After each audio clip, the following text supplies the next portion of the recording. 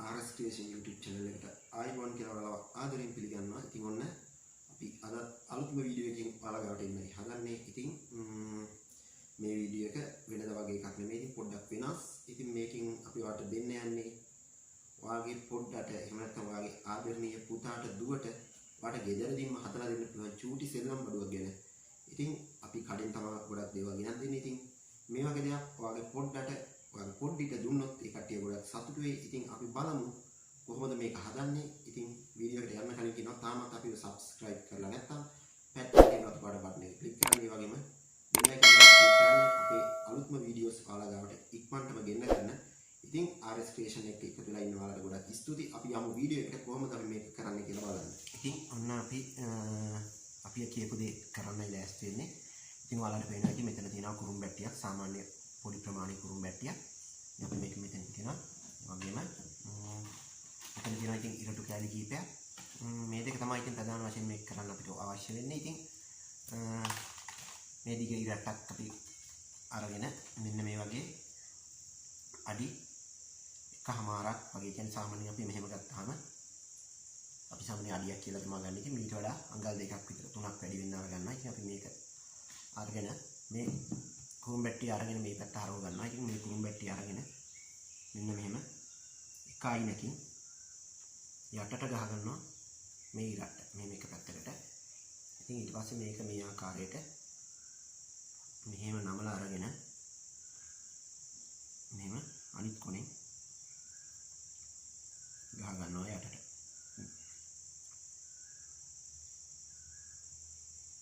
ඉතින් මෙන්න මෙහෙම ගත්තාම මේක නිකන් කූඩියක් වගේ ඔයාලට පේනවා ඇති මේ ඉරට.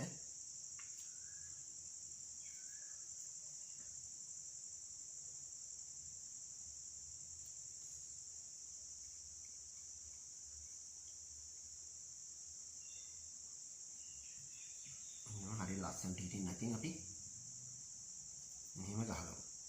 දැන් ඔයාලට පේනවා ඇති මේක. ඉතින් මේක මෙහෙම තියෙනවා. ඊට පස්සේ අපි ගන්නවා තවත් මේ වගේ හයිය ඉරටු ගැල්ලක්. මේක සාමාන්‍යයෙන් අඩි භාගයක් අපි කියන්නේ මෙහෙම තිබ්බම අඩි භාගයක්. ඉතින් අඩි භාගයට වඩා ගල් දෙකක් විතර. එහෙම නැත්නම් මේ හදාගත්ත එකේ උසට වඩා මෙහෙම ගහන්න පුළුවන්. ගහලා අඟලක් විතර උඩට හිටින්න. ඉතින් මේකත් අපි මේ ආකාරයට මේකත් ගහ ගන්නවා. ඔයාලට පේන්නේ නැති දැන් අපි මේ ඉරටු කැල් දෙකම ගහගත්තා. ඉතින් මේක පැත්තකින් ගෙන ඒ වගේම ඉතින් අපි ඊට පස්සේ මේ ඉරටු ගේකින් ගන්නවා ටිකක්.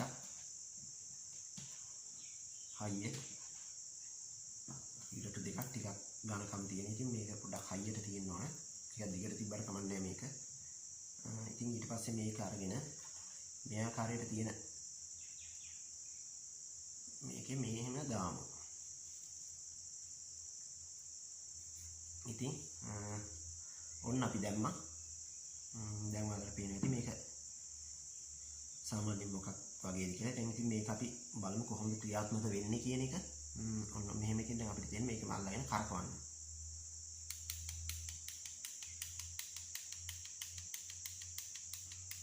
ඉතින් ඔයාලට පේනවා ඇති